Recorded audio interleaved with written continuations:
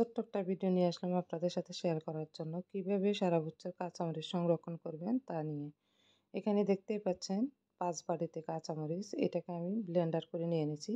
এই কাঁচামরিচটাকে আমি কিন্তু ব্লেন্ডার করে একটা বক্সে ভরে নিয়ে এনেছি। তো কীভাবে ব্লেন্ডার করলাম, কীভাবে রাখলাম তা আপনাদের সাথে এখন শেয়ার করব। আসলে আসতেছে সামনে রোজার মাস, রোজার মাসে আমাদের প্রচুর কাঁচামরিচ লাগে। ওই টাইমে অনেক মরিচের দাম বাড়তি, আর এখন বাজারে অ্যাভেলেবেল মরিচ পাওয়া যায়।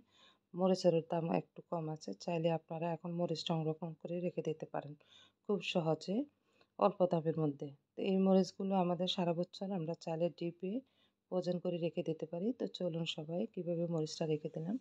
এখানে আমি 2 কেজি মরিচ নিয়ে এনেছি। মরিচটাকে মরিচের বটুটা পেলে এটাকে ধুয়ে পরিষ্কার করে নেব, কারণ মরিচের মধ্যে কিন্তু অনেক ময়লা থাকে। সেই ময়লাটাকে এখন আমি ধুয়ে ভালোভাবে পরিষ্কার করে নিয়ে নিচ্ছি। এটাকে পরিষ্কার করে নেওয়ার পরে আমি চুলায় আগে থেকে কিছু পানি দিয়ে রাখছি। পানিটা যখন ব্লক আসবে তখন ওইটার মধ্যে আমি দিয়ে দেবো। তো মরিচটা আমি ধুয়ে নিচ্ছি, কারণ এক হাতে আমার মোবাইল ধরা আর এক হাতে আমি মরিচ ধুচ্ছি, সেই জন্য আমার ক্যামেরাটা নড়াচড়া হচ্ছে। আসলে আমরা যারা ভিডিও করি অনেক কষ্ট হয় ভিডিওগুলো করতে। তো বুঝতেই তো পারছেন, সময়তে স্ট্যান্ডের মধ্যে সময় পাই না করার জন্য, অনেক সময় হাতের উপর রেখে ভিডিওটা তৈরি করে নিই।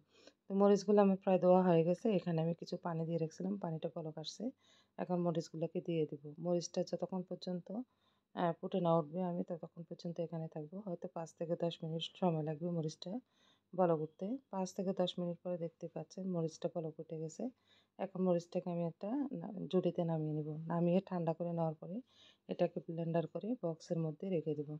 তো একদম খুব সহজ, খুব সিম্পল একটা জিনিস। আপনারা চাইলে এইভাবে সংরক্ষণ করতে পারেন। খুবই উপকারী একটা জিনিস। আর কাঁচা মরিচও রাখা যায়। তবে কাঁচা মরিচটা হচ্ছে কি ব্লেন্ডার করলে কিছুদিন গেলে কেমন যেন একটা গন্ধ করে।